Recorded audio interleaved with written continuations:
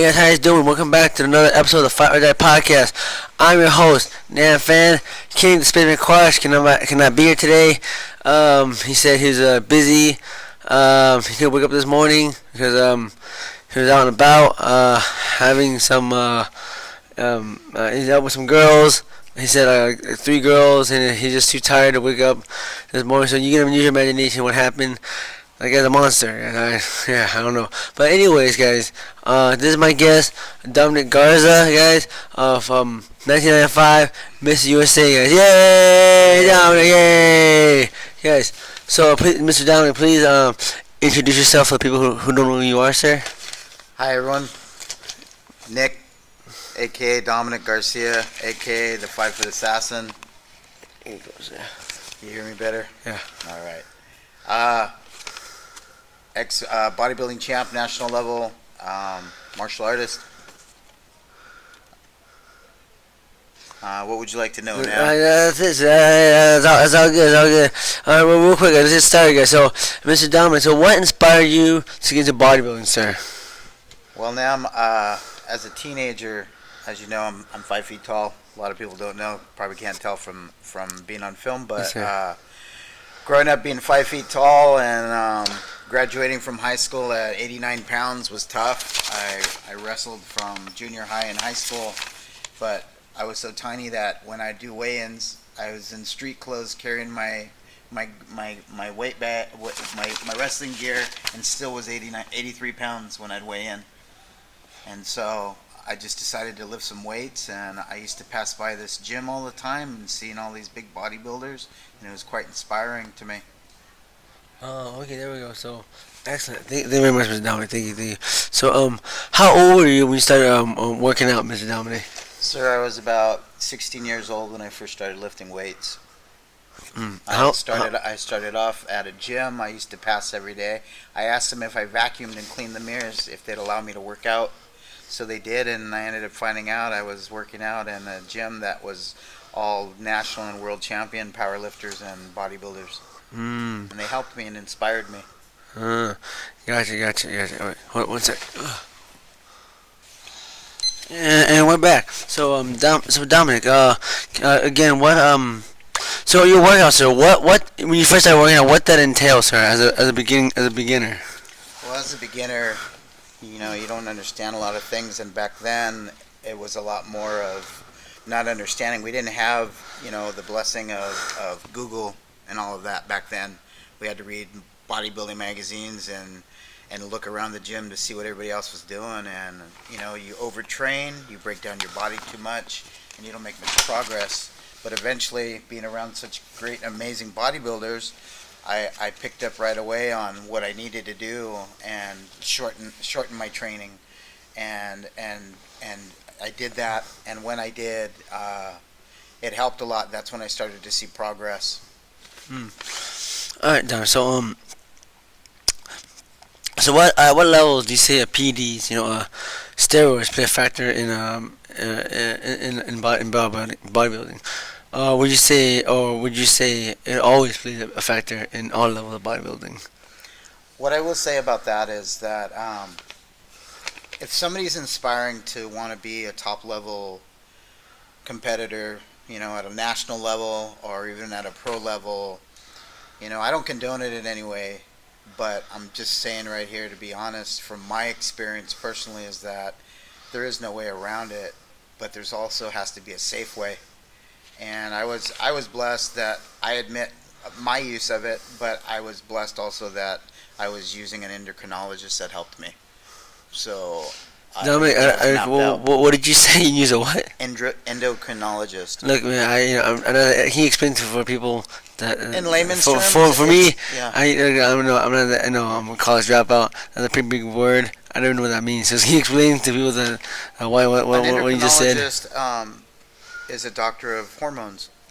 So they understand. They do a lot of testing. They did a lot of blood work on me to find out what my body was lacking in, so that I kept at good levels between growth hormone and other hormones that I had to use. For me, that took me from, as I said, 83 pounds up to 210 pounds in the off season. when I was getting ready for 5 foot shows. tall, 10 pounds? Yeah. God, gee, that's a big dude. So you think at 210 pounds, were you buff? I mean, 5 foot tall. I mean, were you round or were you just jacked? I mean, I don't know. In the off season, you have some, we call it fluff. So at 210 pounds at this weight, are you fluffed or are you just jacked? Are you Fluffed and jacked. Okay, Yeah. so fluffed and jacked. Wasn't marshmallow. Okay, and so Yeah. all right, but you weren't lean. Yeah. Okay, Yeah, but not- you were no abs showing. you were buff and solid, but just round. Oh, gotcha. Yeah. You can't stay lean and put on muscle. Yeah. It's an impossibility. That sounds rough. Forever. Gotcha. Okay, Dominic, when and why have you ever done steroids for competition? Well, we'll start off first. It was an impossibility for me to gain weight. My body was built like a tiny runner, I guess you could say, and so my muscle bellies just weren't prone to inflate in such a way for a bodybuilding stage. I had to learn to lift a certain way with my training. I had to eat a certain way. I had to eat more calories than most people would probably eat in a week, in a day. I would have some days where I would have 56 eggs in one day, which were 8 meals of 7 eggs. And it's tough to eat that much. People don't understand. My social life was looking at a clock, waiting to see when I got to eat again, sleeping, go train for 40 minutes to an hour, and my cardio, just like with fighting, you gotta do cardio. 58 eggs? 56 eggs. So when you make 56 eggs, are you cooking it or is it like Rocky style, just No. cracking it? Salmonella poison is very dangerous, folks. Oh, okay, I don't know. Yeah. So wait, I was the king of scrambled eggs. Oh, sure, I like scrambled eggs. Yeah. So do you encourage people to do what Rocky Balboa did in the Not Rocky at all. one? Not Well, that's in the 70s too. That movie. That's 70s, and you know what? You're looking at either sitting in the toilet all day or salmonella poisoning. Dangerous. Okay, don't do the guys, ladies and gentlemen. Don't drink raw eggs like in Rocky one. And take out those egg yolks too. Oh, That's like a lot of Rocky. cholesterol. Oh, And make sure you get that water in egg if you're whites, gonna egg do whites, this. egg Yeah. whites. If Okay. you ever need help, Nam knows how to get a hold of me. You Yeah. know, it's our job when we learn. There's a saying. It's for those of us that know, it's our jobs to teach. For those of us that don't know, it's our job to learn. And I like to help people that really want to learn. Yes, sir. So next question, Mr. Dominic. So from your experience, would you say that to at least be competitive in bodybuilding at the high level, everyone must be on PEDs or steroids, sir? You can't, I mean, as in, you just can't go in there thinking that I'm gonna take protein shakes without drugs. I'll say this much is that I have never in my life met anybody that's had the genetics to do anything without them on a bodybuilding world. Yeah. have to Nobody can figure- look like Arnold Schwarzenegger or like No, Ronald you Coleman with figure on protein. These guys that win these shows, they stay winning 6-7 years at a time. That's only one place on the top of that podium with hundreds of thousands of bodybuilders. And you just have to you have to be 100% with it, and you have to be careful because we've lost many bodybuilders that weren't. And a lot of people thinks it's from hormones, but it was actually from a lot of the times it's when we're cutting water and we're using, a lot of diuretics. Especially back in the 90s, we used a lot of diuretics. Diuretic wise and what laxatives? What would you guys use? Well, I'm not condoning this, so don't go looking for this stuff, guys. But I used to use something called aldactone. And what is that, sir? It's a K-sparing drug, so that you don't lose too much of your K in your body. Your what? K, Hey, vitamin K, which what- keeps you from cramping. Like when you're eating bananas to keep the cramps See, out. see, guys, man, I'm a college dropout, man. I don't know any of this stuff, He's you know. a bright man right here, I'll tell you. I wouldn't be here if he wasn't. I don't know about that, sir. But continue, Mr. Dominic, please. So, yeah, I use a lot of diuretics. I mean, what it is it you have 3 layers of skin. Between 2 of those layers is your fat cells, and between the other side of those 2 layers is water cells. And you're obviously taking out your fat cells from your nutrition and your cardio, but you get to a certain point and your cooling system has to be removed as well. and sometimes you need an extra push, so you have to manipulate the body and flooding it with water and taking diuretics, and then your body thinks it's still getting water, and you cut out the water, and the diuretics keep pushing it out, and that's how you get that thin skin where you could see every muscle belly in your body. Wow. So when you for bodybuilding, I don't know if it's cardio is not a thing in bodybuilding, right? But Of course it is. It's Oh cardio. yes, oh yes, very big. So how do you guys like in MMA it's all cardio how we get weight off. So how do you guys get weight off in bodybuilding? Personally, what I used to do to get my weight off was I trained in Venice Beach with Charles Glass and Chris Cormier, and my late partner Leilani Delumpians, rest in peace. I used to wear my plastic suit like you wear for when cutting weight, with sweats over it, with the heater on in summer, and I'd drive from Walnut all the way to Venice Beach with the heater on before my training. And then most of the time I always stayed covered up. You see a lot of these guys nowadays with tank tops on in the gym. I kept hoodies on all the time and sweatpants. Okay. And with cardio, with the cardio, fasted cardio in the morning and cardio after your last meal. You just got to know how much to do for your body and not to overdo it. A lot of guys overdo it, and they end up losing muscle because of it. Now, we say cardio. What would that endure? What would that consist of? Like, we just run like 10 miles, or is it running, or treadmill, a bike? What would you do for? Or maybe aerobics. What would you do to lose weight? Well, you have to remember. I'll use myself as an example. When you're 5 feet tall and you're coming down from 200 pounds, that's a lot of compression on your joints. Yes, sir. So running, especially on a surface like concrete, bad idea no matter how nice of a shoe you're wearing. So, sauna? Yeah. A lot of guys won't use sauna because they can't hang like us big dogs. Yes, sir. So walking on a treadmill, stair mills. You walk on a treadmill? Yeah. So how many? So you walk on a treadmill with the sauna suit on? I would. Not everybody can hang though. So from 220 where do you need to get to? Well, what you do is with your heart rate, you're gonna check to see what your heart rate is supposed to be, so you find out what your fat burning zone is. I mean, how many pounds you have to lose to compete? It depends on the weight class that you're in. How about you? And your body. Well, I was a bantamweight. What's that? Bantamweight's up to 143 and a quarter. 143 and a quarter, which is pretty thick. Mm-hmm. And even though bantamweights are pretty short to begin with, I was always the shortest guy in my class. And what's the average height for a bantamweight? Probably about 5'4", 5'5". Okay, so about my size. Yeah. Right. So it worked in my favor. Once you learn with posing and everything how to stand in front of people, you look bigger. Yeah. You're wider. It's like, look at right now. You look at us, and I'm a good 5 inches shorter than you. Yes, sir.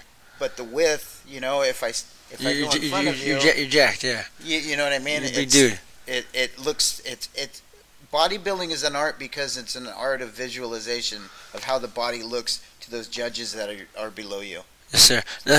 But then you still haven't answered my question. How would a 220 pound guy, anybody, say like yourself, get down to was it 140? So you said walking? How much walking? How much walking would you take? How many hours walking? I probably did 30 minutes of treadmill in the morning, but it was fasted. All right. And then I did fasted. I eat nothing before my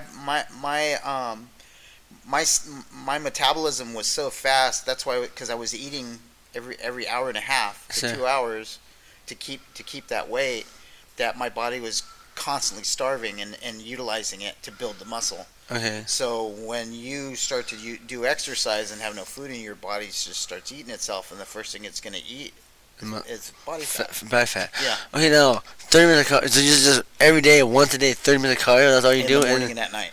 Twice, so 1 hour a day. An hour of cardio a day. Walking. Walking or stair mill. But nothing intense. Well, it was intense. But walking. Walking. So you're not sprinting, you're not running. Yeah, it's just walking. What it is timing it so that your body knows, all right, this is and no sauna suit. You don't wear no sauna suit. Oh, I did. Oh, you did? Okay. Oh, yeah. Yeah, always wore a sauna suit. I used to I have a secret, and I'll let the secret out.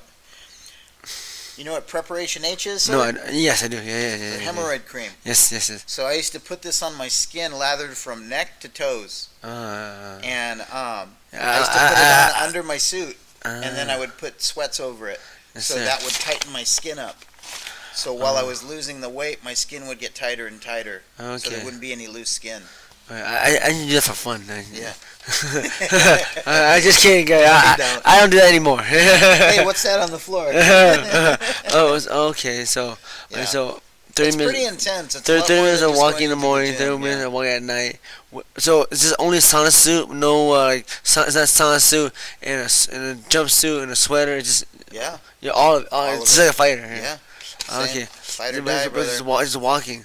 So now, from let's say in one day, how much would you get off by walking and dieting? So 30 minutes in the morning, 30 minutes at night of walking and dieting in one day. What would you say? Or in a week or something like that? I would start from 220. I would start my prep planning just like you with the fighter about 6 months out. Sure. Wow, I don't do that long. Okay. So 6 months out, I would plan on not losing more than 2 pounds a day. All right. So that would calculate down to I'm gonna lose weight, but I'm not gonna lose muscle, and hopefully between prep and contest day, I'm still gaining muscle, so that I'm still presenting a perfect package and with symmetry and still be gaining muscle. Okay, so you're losing weight, but you have to try to keep the muscle on. Yeah, losing body fat. You don't want to lose weight, you want to lose body fat. So, lose weight, but not body. But lose weight and body fat. Losing weight, but like I said, you're fluff at 200. So, you naturally when you start cutting, you lose muscle too, right? So. But you try to minimize it as much as possible. Oh, but I guess, for you're not doing intense, so the muscle is not. Yeah. Okay, I see that. So fighters just go super hard. Most people overtrain. I used to watch guys that would be in there for 2 hours, 2.5 if they're talking, and nowadays 3 hours because they got to do their selfies. But back then, I would drive down to Venice, and I'd meet with Charles Glass, and I think our training sessions never, even on leg days, weren't more than 40 minutes long. Can you explain to people who Charles Glass is, for people who don't know who that is, sir? Charles Glass was a great legend in the 60s and 70s, and still remains to be one of the best bodybuilding trainers of all time. He can still be found in Gold's Gym Venice, and if I could share a quick story with you about him was, please. I would read all these magazines and look for inspiration, and the one thing that I noticed of all these champions that were my favorites were they all trained with Charles Glass in Venice. I didn't think anything other than, hey, I want to go look and get inspired, because we couldn't go on YouTube and stuff. We didn't have it back then. You wanted to see what people looked like, you had to go into a gym. So I decided to drive down there one day, and I seen Charles Glass, and he was walking to a local restaurant to go get his lunch. How old were you at the time? About 26. How old was he? About in his 40s. Okay. And I walked up to him, and I was very humbled, and I just said, Charles, I wonder if I could please speak with you for a second. He turned around, he kind of looked at me, and he said, what can I do for you, son? And I said, I've always wondered how much it would cost to have a training session with you. And he looked at me, he goes, what are your goals? I explained my goals, that I wanted to be one of the best bantamweights of all time. And he looked at me, he says, show up tomorrow at 10 a.m. And he left. I said, wow. That's all he left. Wow. So I showed up the next day. I got there about 8:30 because I didn't want to be late, yes. And I was nervous. I was scared. I didn't know what to expect. You had at 9:30? I was there early, sir. So what time did you meet? 10 o'clock. 10 o'clock. Yeah. That was me. Asian time. I got there at 11. Yeah. I'm joking. Yeah. I'm joking. Yeah, don't do that. You want something, you gotta go after it, or you never. You gotta be on time, guys. Don't do it. No Vietnamese time. No Asian time, guys. No Asian time. No island time either, because you know what? It'll take me an hour to find my other sandal. Yes, sir. Continue, sir. Continue, sir. Please. So I got there, and he wanted to do legs the first day. Sure. And he had an assistant trainer back then by the name of Peter Longwood. and he had just finished training with 3 big giant pros. These guys were massive, like close to 300 pounds. Wow, that's a big dude. Buff or fat dude? Buff. Jacked. Okay. World champion. Comic book looking. Yeah. All right. And they're all looking at me, and I was scared. I was very scared, sir. Wow. And they took me through one of the most vigorous workouts I've ever had in my entire life. As soon as they got me onto the equipment, they put a bucket next to the equipment, and I had no idea what it was for until I puked for the first time. So what did that workout entail? So what would you guys do? Gosh, we covered every part of the leg. We covered every part of the leg. We started with a warm-up, and I think what it was is to kind of haze me a little bit and see how bad I really wanted it. And I puked about 3 times, but I never quit because I wanted it. You have to want it, and I wanted it. Anything I've ever done in my life, I put 100%, and I wanted it. And I'll tell you, I drove a 94 twin turbo Supra back then that had a clutch on it, and I had to drive all the way back to Walnut. Wow. And my legs wouldn't work. From Walnut to where, sir? From Venice Beach to Walnut. West Covina. What's the drive? What's the drive like? It was hard to move that clutch. I'll tell you. I mean, how far is the drive from Venice Beach to? I think that's probably about 40 miles. What was it? An hour? Yeah, about an hour. Wow, that's rough. With traffic, about an hour and a half. Oh no, yeah. LA not fun. No, it's not. No. Yeah. I think we didn't have Uber back then. Yeah. Oh, that's right. Yeah. It's taxis. Yeah. Even taxis were only by the airports. Yeah, that's right. Yeah. Wow, that's a crazy story. Yeah, it was tough, but they taught me that if you really want to put on size, you train less. You just train more efficiently. Yeah. Efficient, like George St. Pierre, gotcha. Yeah. Efficiently, gotcha. Yeah. Efficiently. Instead of because building muscle, that's what it is you're feeding a muscle and breaking it down. So every time you're lifting, it's like inflating a balloon. And when it's inflating, instead of inflating with air, it's inflating with nitrogen, which is protein. Yes, sir. So that's what's feeding it and healing it. So it's scarring and getting bigger and bigger and bigger. But if you're overtraining it, you're just going to keep breaking it down. It's never going to have an option to grow, and that's where your rest comes into play. Gotcha. Now, Mr. Dominic, I have a question. Did you find that only being 5 foot tall in the bodybuilding industry played a big factor against you? Did your height and size, maybe different for you? Played a big difference? It's kind of a double-edged sword, sir. You would think, like in most sports and most things in life, and anybody that's my size, even with dating, it all becomes a factor for some. But being my size, I grew up, I'm a Hilo kid. I'm from Hawaii, and we scrap. Sure. Shout out BJ Penn. BJ Penn, hey, BJ Penn, hey, BJ Penn. But so I used to get picked on a lot, and I didn't get picked for sports very much. Like I was that kid in baseball when you're a kid that sat out in the field collecting grass while everybody played, and then. Yeah, me too. I wasn't good at sports. Yeah. Yeah, and so it was at first.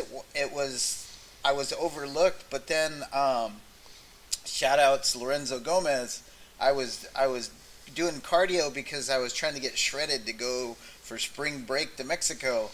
And I was running down the street, and this photographer stopped and asked me to be in a calendar. And I ended up being one of the shortest guys ever to be in a calendar. And I did that for 6 years, and it gave me some confidence. And then in the bodybuilding world, I found out being short was an advantage, and most pro bodybuilders are pretty short. So really, sir? Oh yeah. What was his average height? Average? Probably I would guesstimating between about 5'7" to 5'10". Because it's an illusion. Bodybuilding's an illusion, sir. Because when you're up on stage under all the lights with all the coloring and everything on you, the more lines you have, the bigger you look. Yes, sir. And so when you have somebody that's 5'7" and you have somebody that's 5 feet tall that weighs the same, who's gonna look bigger? The taller guy. No, the smaller guy. The smaller guy, sorry. Yeah, he's going to look wider. The taller looks thinner. Yeah. Yeah, see, I'm learning. You get in front of him, you're going to look bigger. You get behind him, you're going to look like crap. So you have to. There's a lot of little tricks people don't know behind the scenes of bodybuilding. It's more than just lifting weights. It's more than just looking good. There's color. There's so much, aesthetics wise. But I think it was beneficial. I ended up learning it later in life. Other than in fighting, that it's beneficial. Being a bouncer at a nightclub, when I used to bounce at those nightclubs, like in Little Saigon. You bounce around here? Or you bounce there? Oh yeah, Cafe Bodard. Oh, Bodard. Which one? One trash there? Yeah, the one that used to be at Little Saigon Mall. The first one. Is it on Brooks and Westminster? Mm-hmm. Oh, you bounced there. Yeah. Why? I mean, it's a restaurant. Is that night or? The nightclub for the cha-cha. Was it night? I didn't know that. I don't do cha-cha. You know, so. Note to self: don't pick up on Vietnamese girls in Little Saigon. So, quick. This is off topic, but I didn't know you were a bouncer at the Bodards. You know, I didn't even know Bodard had like a little nightclub scene. Yeah, I had no idea. Cha-cha scene. Yeah, cha-cha's big in the community. Yeah, a lot of Vietnamese gangsters around there. So, what have you? Off topic. What have you seen at your job as a bouncer at Bodards or Westminster Bookers? I run down that street every morning. You know that? Well, you got to think this was in the late '80s, early '90s. This was early '80s or late '80s, early '90s, and a lot of gangsters in the parking lot. '90s was bad. '90s in the Westminster gang over here very bad. Opening the trunk, you better duck. Yeah, it's that area, Westminster Bookers. '90s is very very rough time. Very bad. Very bad. Very bad. A lot bad. of rivalries going on over there. Very very very dangerous times. Yeah, a lot of Shout out to the gangers. Great gang, ghetto life. Get alive. Yeah. Yeah. When I was a kid, on Brookers, I think Hazard, I think it was. Yeah. And same street, just down the street from where you worked at. I think in the '80s, I was like 5 years old. Yeah. I was there. My parents had a food and noodle shop, right? And I was there with like 3 dudes came with like guns and masks. Like, they robbed them. Yeah. And my aunt was there. I was like, I mean, I was a kid. I don't know what's going on. You know, thank God I get shot. But yeah. It was violent times. Yeah, I don't know. You remember when I did in LA, getting shot in the arm and. As a bouncer. No, my cousins were bouncers. I was about 17 years old, and I used to go with them to this thing that was called K-Day nights at La Casa, which was on Washington and Oak. La Casa's a club. Yeah, and I won't mention the gangs that were involved in it or nothing like that, but my best friend was killed, and I took a bullet into the arm, and it was crazy back then, man. Yeah, it was fight or die. That's not fun. No, Jeez. No, it wasn't. That's not fun. My cousins used to be the bouncers for all those clubs, and cousins, I can't even shout out where they were from, but Kenny's a bouncer. Oh, he was a bouncer. Yeah. He had to mess some dudes up, you know. Yeah, it's tell funny stories. I used to. I was always, everybody I guess would get drunk, and when I used to do this it's the only bar in Yorba Linda. I forget what it was called, but for some reason I used to do the door mostly and just check IDs. But for some reason, they would look at me when they would get drunk and think, "Why is there a 5-foot bouncer?" So then they would pick on me, and then you gotta do what you gotta do, sir. You gotta do what you gotta do. That sucks, man. Yeah, bouncing. I have some friends that are bouncing. They're like, "Yeah, man, you know martial art, you're cool, you're a tough guy. You should get a bouncing job." Man, I want to be a bouncer, man. I don't want to stay late at night. No, that's it. You're up late. And this is fine. There's always fine girls, man. You're drunk. I don't like drunk girls, by the way. And like this, man, I'm telling the girl, you trying to talk to no bouncers, man. Get out of here, man. You know. Yeah. Well, you know what? You'd be surprised they are, but. I don't know. I just. Well, they try to talk to this bouncer. That's for sure. I'm not that kind of guy. I'm not that attractive. You know. I never. That's the same thing as like I've never had. I always. I don't know. I'm a very. I don't know. Humorous guy like on social media and stuff. Sir. But I'm an introvert, and I've never really had a lot of confidence with like the females. Yeah, me too. I don't like people. Yeah. Stay your distance. You know. Everybody says 6 feet away. I say. Kicking distance. If I can't kick you, then you're safe. Yes, sir. On date, I just talk about martial arts and MMA. That's not really a good topic to talk about on a first date, Yeah, it's like girls don't watch MMA. No. You know? Well, you know what? I'm surprised though. There is a lot. Asian girls don't watch nowadays. Asian girls. Yeah. I did Asian girls. Yeah. Asian girls. Yeah. Yeah, I'm like, hey, you see the fight with Vita Belfort and Radio Tour? Like, Yeah. what two are they? Yeah. Oh my god. Oh, you're violent. You must be mean. Yeah. I'm a damn martial arts instructor. Oh my god, too violent. You might hurt me. That shit, man. Exactly. Like, shut the F up. Before it, no. Yeah, show me where I hurt you. Alright. Gamora! Dominic, I have another question. So, how old were you? And what made you finally want to stop bodybuilding, sir? Well, here's a little something,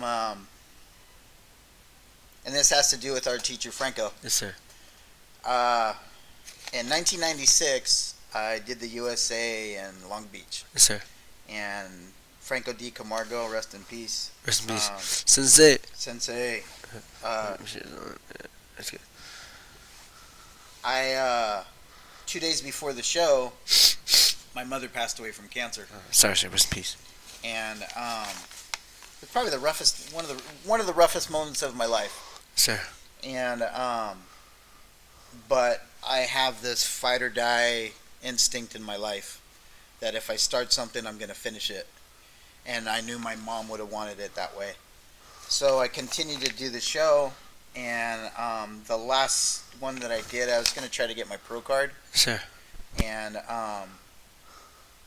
emotions affect us, whether we're in fighting, whether we're competing or anything. If you let any type of emotion get in there, it's going to deplete anything that you work towards. Sure. And so I went out there, not because I wanted to, but I owed it, to my fans, to my sponsors, and to my mom. So I went out. I ended up dropping down to 4th place because my body just wasn't reacting anymore to what my trainers had planned for me. Shout outs Chris Cormier, shout outs Charles Glass, shout outs Flex Wheeler and all those guys that were there for me that day. But after the morning prejudging, Franco introduced himself to me. Really? Wow. And Franco said that he was a big fan of my career. Oh, wow. And I had no idea who he was. Sure. I didn't know nothing about jiu-jitsu. Sure. You know, I didn't know a lot about it. I knew what I watched a little bit on TV, but I didn't know it was going to be my destiny. Sure. And Franco was very apologetic about the loss for my mom, and we both know what a great heart Franco had. Sure. And what a caring, loving person he truly was. Yes. And he gave me his card. He pulled it out. He always had that fanny pack. Fanny pack full of money. So when you met him, was he bodybuilding already, or was he just there at the show? He was there at the show, but he. He retired. Franco. He's Mr. California. Mr. California, right? Yeah, Winner. He was a bodybuilder and that was his passion before jiu-jitsu. And I didn't know that about him. I think he did at the same time. He just started jiu-jitsu in Brazil. Yeah, but he just really wanted to be a bodybuilder for a long time. Sure.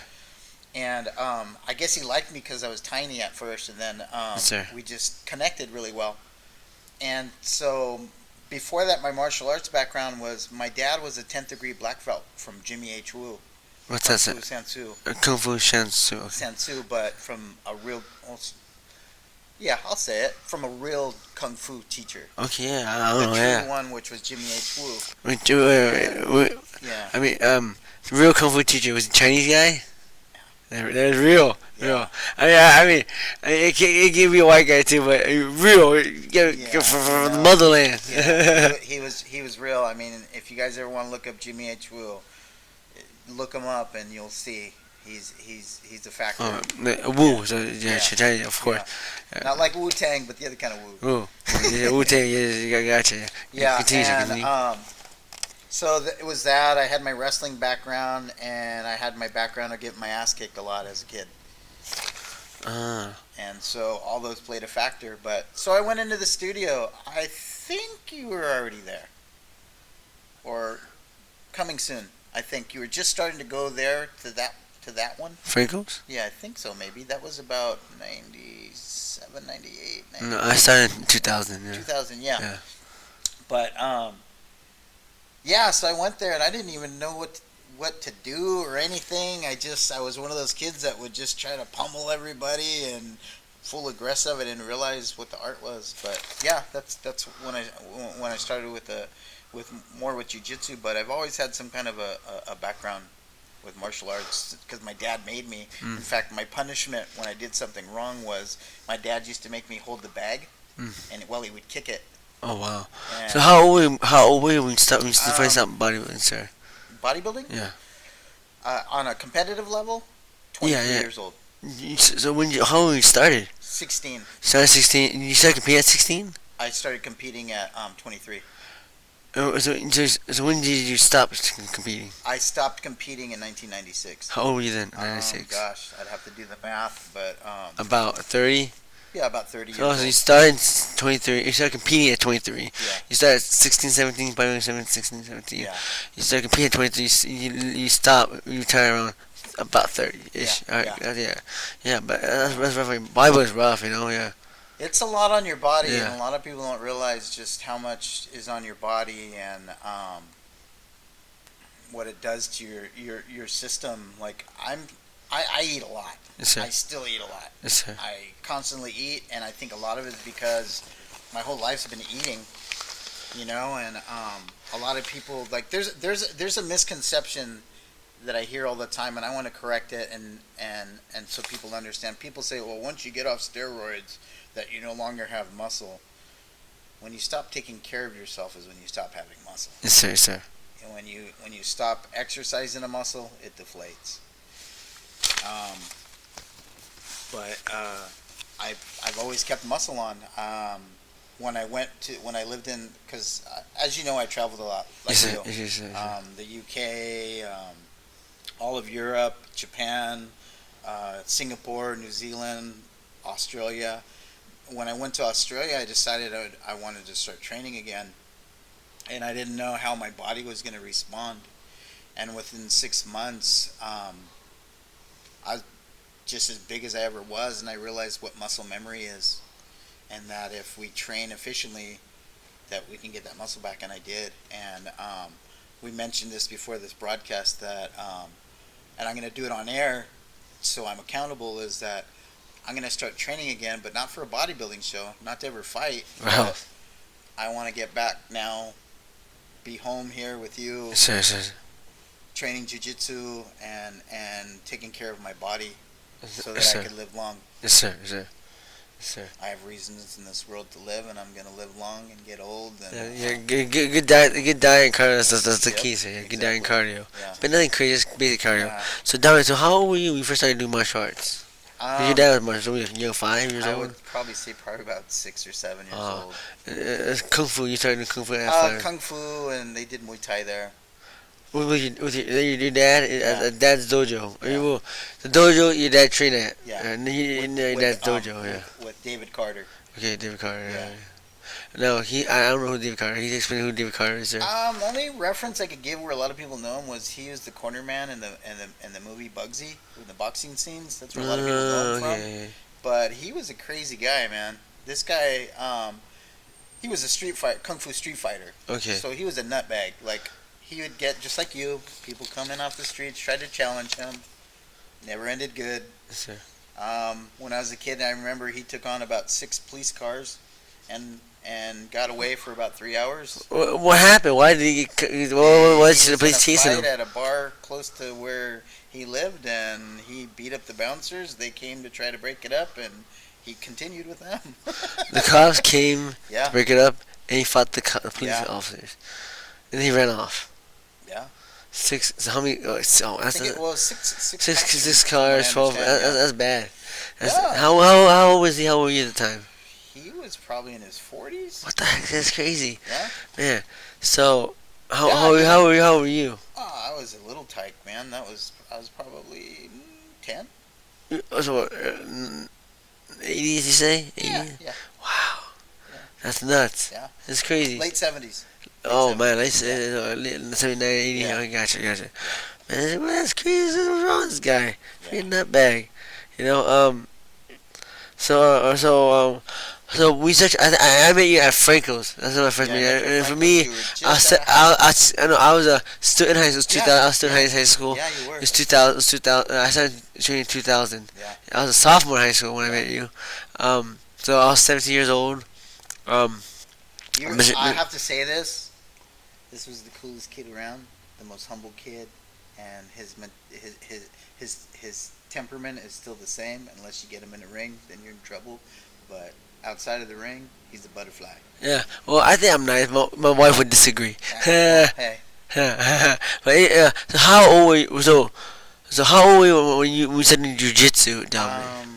That would have been 98. So that was, let's see, 30 years old. Oh, okay. Yeah. So did you? So you started at 5. You kung fu with your dad. Did you any other martial arts? Yeah, the Muay Thai. The Muay Thai. How long did you train? Your dad taught you Muay Thai? The dojo. Yeah, taught me, Dad taught you Muay Thai. Yeah. How long did you train? At that, how long did you train kung fu and Muay Thai at that dojo for, sir? Gosh, the kicks came in early because my dad always said, you know what, you're little, you better just kick and run. Yes, sir. So the first thing I ever learned was how to throw a good kick.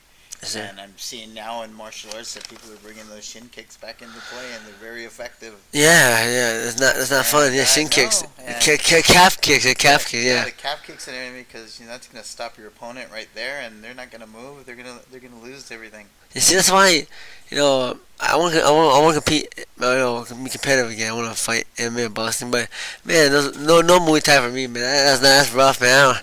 Those Lakers are fun. I used to have this little buddy when I went to school from Thailand. They called him Tom Alphabet. His last name was Kong King Kai, but it was 27 letters, so they called him Tom Alphabet. Yeah. But his dad was a world champion Muay Thai boxer. Oh wow. And he actually went to prison because accidentally killed somebody in the ring. God. Which you hear about that guy the other day? Yeah, you see, not you, but some small Muay Thai or some somewhere else in like a small kick to the head. MMA show. Someone died recently. Kick in the head. God, jeez. Yeah, people don't realize it's not a joke when you get into confrontations. That's rough, man. Not just for the person that it happens to, but the outcome of if you do something like that, you better be prepared to pay the price for it. Just rough, man. Yeah. Yeah, I don't want to die. Yeah, we're lucky. Yeah, we're lucky. Yeah. Now, Dominic, hey, back in the day, when I trained with you at Franco in Orange County, I used to visit you at your house, the house you stayed at. It was a big, giant. It was huge. It was a massive thing, but you're telling it was a haunted house. Yeah, it looked haunted. It looked scary. It's upon a hill. You drive up it like I don't know, far. Drive up a hill. It took like 5 minutes to drive up that hill. The driveway alone. It took forever, and then like you get to the house and the grass is dead. There's weeds everywhere, and then it's an old house and it's huge. It's like it was the Macumber House. Macumber House, It yeah. was the very first house built in Buena Park. Oh, Buena Park. They actually sold the land to Knott's Berry Farm when they were just a berry company. But yeah, it was the first house in Buena Park. In Buena Park. I get chills even talking about it. No, how did you come? You could see on my arm. I see it. Now, how did you come upon that? How did you end up living there, sir? Well, I was actually one of the first personal trainers for 24-hour fitness, which was Family Fitness at the time. Sure. And one of the managers, I was part of her team. I was a single guy, and her husband liked me a lot, and we worked the same hours and everything, and they had all these rooms. That place was huge. I don't know how many rooms they have. Is 18 rooms. 18 rooms? Yeah. Holy smokes! So I went in your room and you get lost in that house. It's scary. It's enormous. It's like how many stories? Two-story, but had a basement that nobody would go into. Yeah, it was enormous. It was enormous. I remember we'd put the pads out on the mats. lawn and roll out. And the lawn was enormous. Yeah. Yeah. Look at a football field. It was humongous. Yeah. It was huge. On top of a hill. That place is crazy, man. Yeah. Some very crazy things happen there. So now, People don't believe me. when you're staying there, have you seen anything supernatural, anything out of the ordinary when you were there? How long did you live there for? Shout out Lucy Franklin. You met Lucy. And Yeah, her yeah, husband. and the husband, yeah. And her husband was an ex-FBI agent. Oh, really? He was Wow. kind of like Charles Bronson. He used to always. Yeah, they're a nice couple. They're very nice. He They're very was a nice. black belt. I forget in what art, but very very competitive in his day as well. But I never seen nothing visually that could be explained. Yes, sir. But a lot of what are called cold spots. All right, cold spots. Can you explain what that is? Cold spot is, sir? And orbs or cold spots would be like you can be in a room. Let's say we're in a room right now that's 68 degrees, and suddenly you get into one particular spot, and it can get dropped down to like 30 degrees. And boom. Boom, And instantly. And then as soon as you leave that spot, you're back to normal temperature, and there's no windows or breezes coming through. It's unexplainable. What's that called, sir? Cold spot. No. What does cold spot resemble, sir? What does that mean? What does that represent? They usually say there's some type of entity or whatever somebody would call a spirit or something. That's So the cold spot is a ghost when you do say, or a spirit? I don't really use the word ghost because ghost sounds like a cartoon. I like to use entity or an energy. Okay. I believe in energies, and it was some type of energy. Usually a cold spot is something not harmful to you. Okay, no, just cold. Yeah. I like to use the word demon. That's the other. I'm just kidding. No, Oh, that's the truth. so what was it? Demon. So I was joking around. But what was it? I'll share a story with you, and you guys can believe it or not. I don't care. It happened, and At that what is it called? The house called? The what? Macumber House. Macumber House. So the Macumber, the original owner, Macumber's. Yeah. Okay. Macumbers are the original owners of Buena Park. Okay. Oh, Buena Park. Yeah. So the owner of Buena Park lived in that house. Yeah. Okay, that makes sense. It's enormous. Yeah, it's humongous.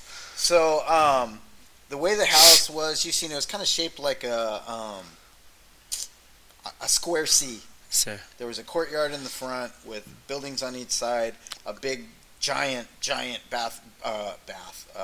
pool in the backyard. Sure. And just it was huge. It's definitely a mansion. It's humongous. And this what would be considered today like a 7-car garage, but back then it was for the horses and carriages when they would come into California before they'd settled to go gold mining.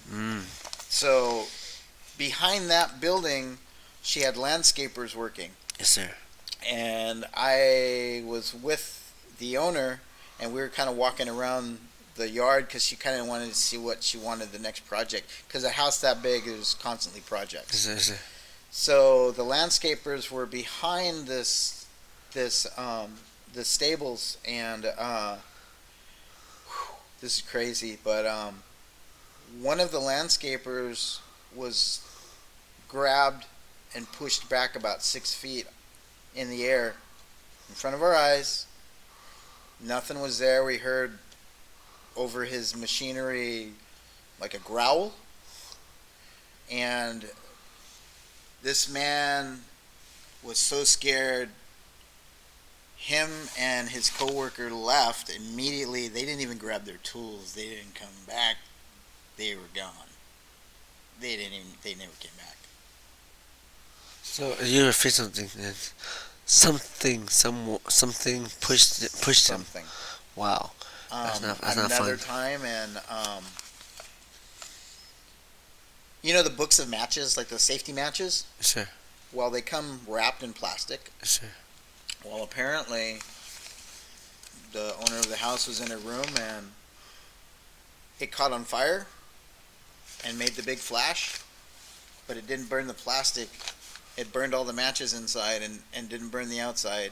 Wow. She had the fire department come check it out before she opened it, and there's no explanation of how those could have ignited, and the plastic on the outside never melting.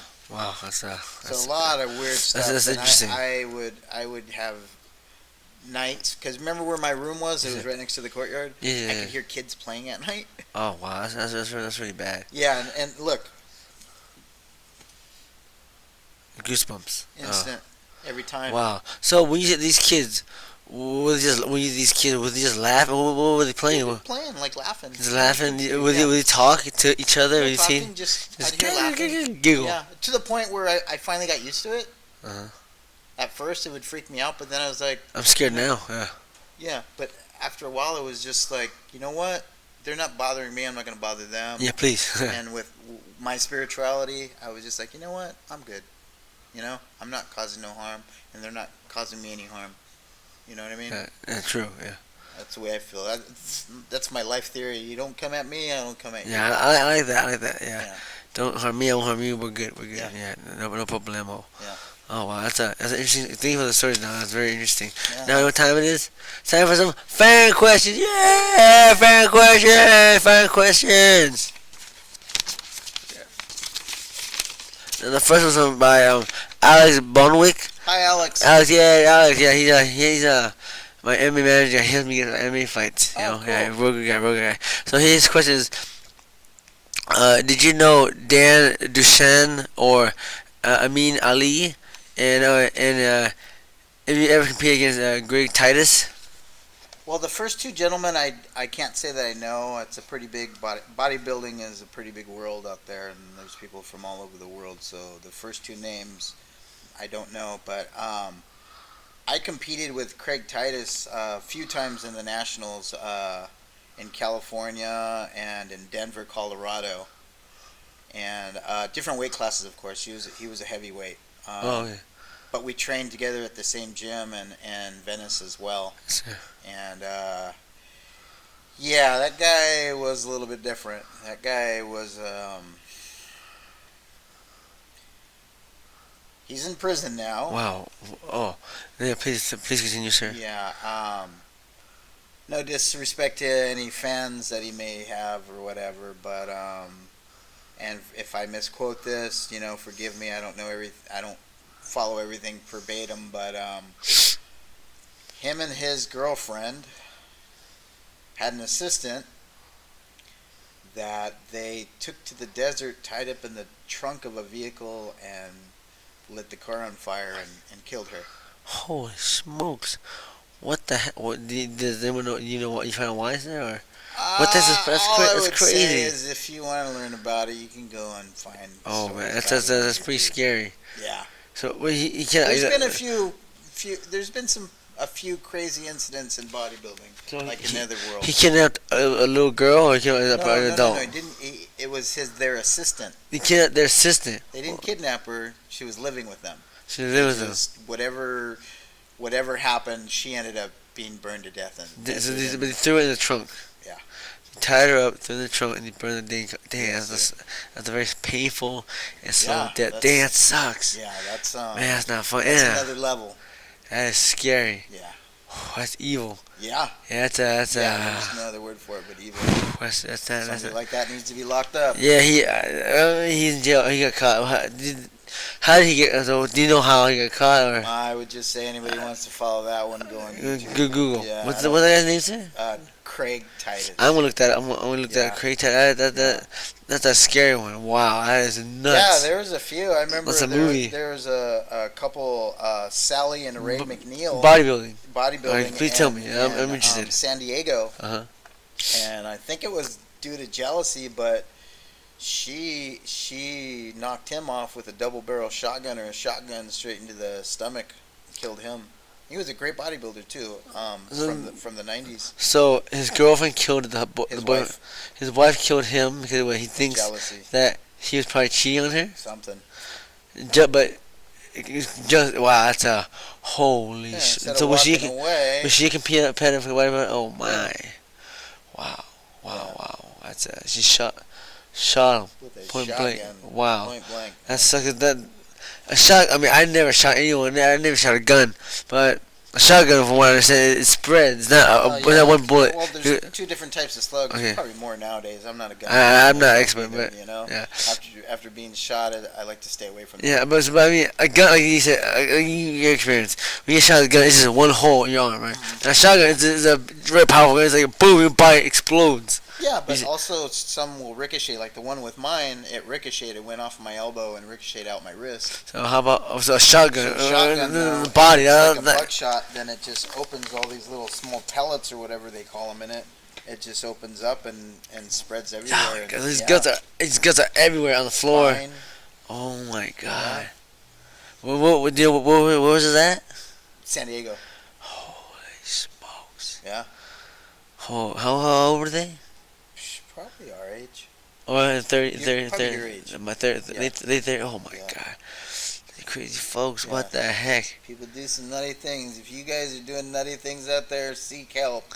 Man, I mean, I don't know, man. You know, sometimes my wife get in arguments, but man, I don't.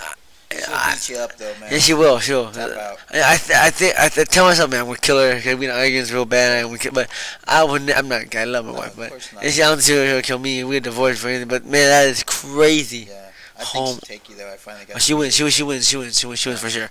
Oh, she wins all day, every day. Yeah. Now, Mr. Dominic. Next question from Seiko Hasegawa. Hello, Seigo. Well, Hayagawa? Hasegawa. Seiko Hasegawa. So, Japanese? Japanese lady. Yeah. So, Konnichiwa. Konnichiwa.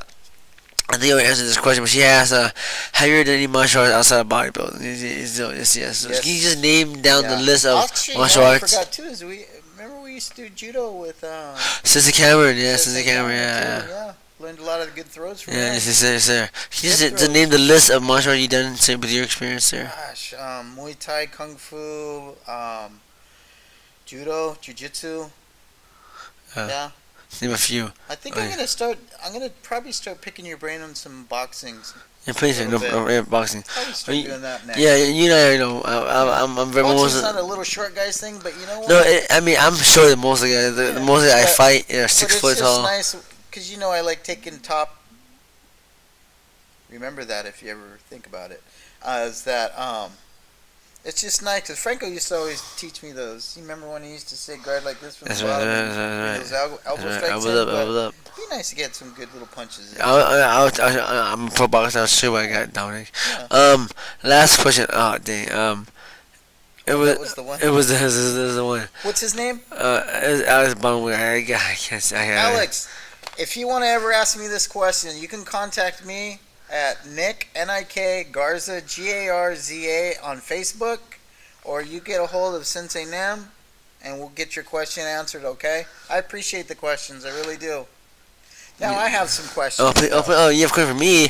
I'm the host. A lot of my friends, I'm from a scene called the drum and bass scene. Yes, sir. I've been in that, as you see. Yes, sir. But since '91, when I first was blessed to witness it in the UK, and when I came back here to the States, I was addicted. But let's first talk about, you had mentioned there's the possibility that you might get on the undercard with this Jake thing. No, I thought, Mr. Alex Bumway, he helps me get fights. Yeah. And, he's talking to me. That was a possibility, but yeah, he said if it fell through, it didn't It's okay. happen. Yeah. Maybe we'll just get Jake over here. Well, I wouldn't fight Jay. I would fight another boxer. Yeah, but I would like to see Jake come in here. Yeah. I think there would be a line out the door for opponents of all categories. Yeah, seriously, right? Yeah. Second question would be, and I've always wondered this. Yes, sir. Favorite people you ever rolled with? Oh man, favorite people. Oh my God, that's crazy. When I was That you think you've always kept in your mind. Oh, check this out. When I was in Brazil, I rode a Brazilian top team in the early. It was 2002. I rode there, and I got to roll with there's no Zamario Mario Sperry, a world champion, Wow. and I rode with Margarita. Yeah, it was cool. It was I rode with Uriah Faber, Gigi Dillashaw, Daniel Steele from Alpha Male. Those guys got my back. I love those guys, Alpha Male. Yeah. What up, guys? Who was I roll with? They're pretty well known. Jeez. At the top of my head, those guys are pretty good. Andre Feely, I wrote Andre Feely. He's dope. Andre Feely. Chris Holdsworth, he's the main jiu-jitsu coach. He's the Ultimate Fighter winner from Alpha Male as well. That's a beast. That's a super beast. Who else? Roll with, I'm trying to think. In Japan, I roll with Masakazu Imanari. He's a very famous Laylaw guy. Imanari roll. That's his thing. I roll with him, and I compete against him. He tapped me out in like 30 seconds. In the fight. That's still an honor. Yeah, but I roll with him. He's amazing. He has no Japanese mixed martial arts. I roll with Satoru Kitioka. He's deep champion and pancreas champion. Who else? Japan, some famous dudes. Japan, Brazil. Uh, here in America, I'm trying to think. No, so off the top of my head, Yeah. that's not a thing, but those name a few guys, yeah. What's your favorite memory of fighting? Oh, favorite memory? Oh, of course, winning. I was like winning, winning was fun, but just the atmosphere, just training for the fight, the camaraderie with your coaches and the guys that help you train, and then when you finally get to the fight, you fight on TV. Oh man, you fight, you win. That's always good, and just the feeling of the crowd, scream your name, it feels really good. Yeah. Come home. I agree. And everyone congratulates you. It's a good feeling. Yeah, Yeah. it's very addicting. Yeah, it is. Yeah. What's your greatest teaching memory as a teacher now? Oh, for me as a teacher, I'm just happy to see that people just improving. And if not physically, just even just as a person. Yeah. Okay. I think that's beautiful, actually. Favorite all-time fighter that inspired you? That's definitely, for sure. There's Gracie Hunter, Katsushi Sakuraba. That's definitely my all-time favorite. Yeah. Someone that really inspired me. I was very fortunate to find the same car as him, and back in the day, I got to take a picture with him as well. So it was a big honor. Yeah, my favorites, that inspired me too, Sir. besides Franco, of course, Sure. and obviously you, and I'm not just saying that because I'm here on your Yes, sir. podcast, but, you used to scare me, and then you taught me to not have fear Oh, because of like your guillotines and all those that you taught me, and how you gave me confidence, and Franco did when remember the black belt taekwondo guy that came in. yeah. You And tell Franco us. made us. Well, okay.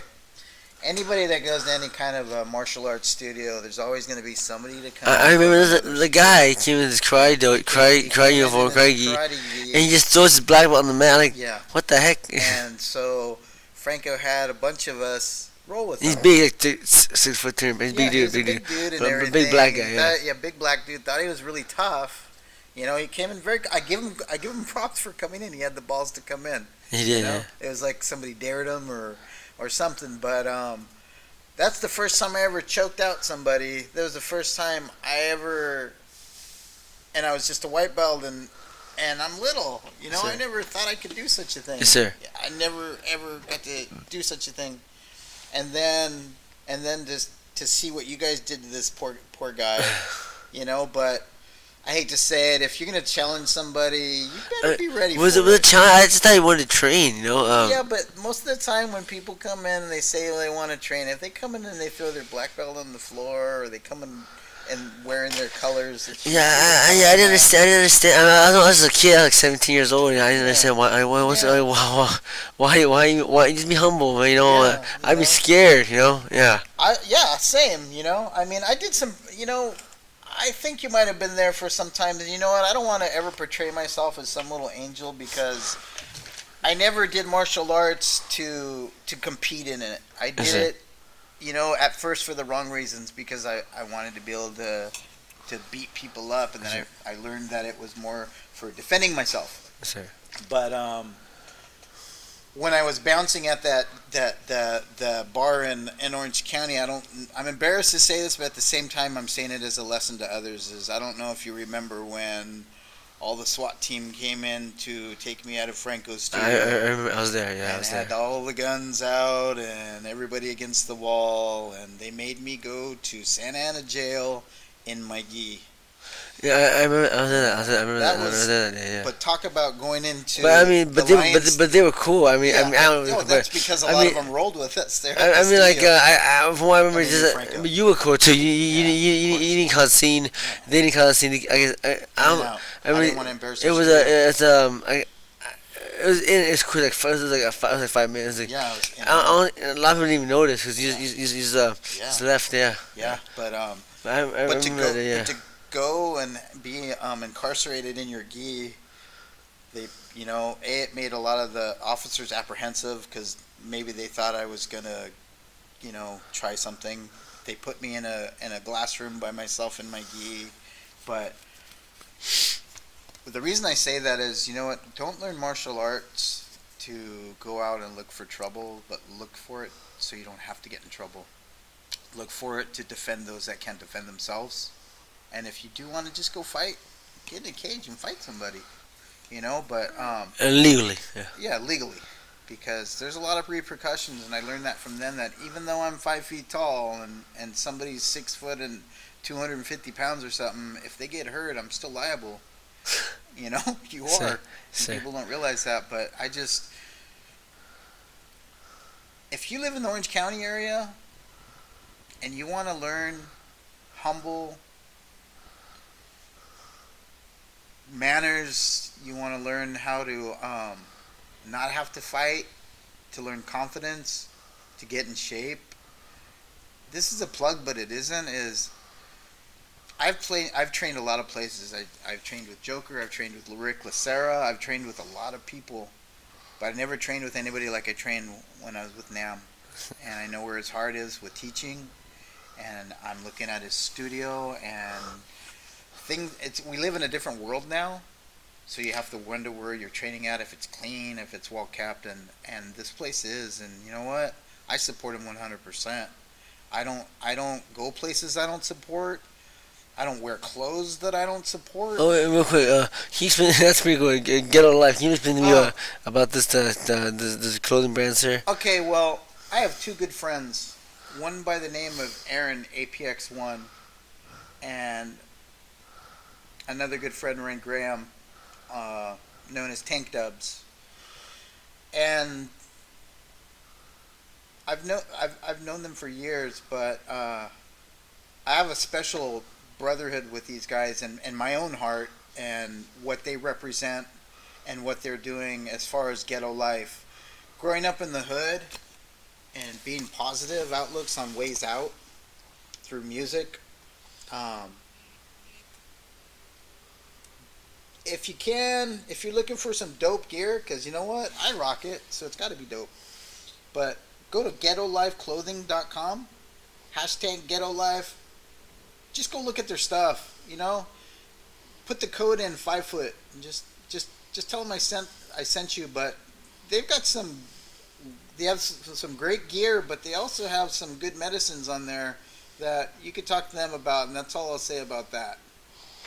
All right, Dominic. We are out of time. Yeah. But on the show, I was ended off with saying, what do I say? Guys, so in life, you have two options: fight or die. Hey!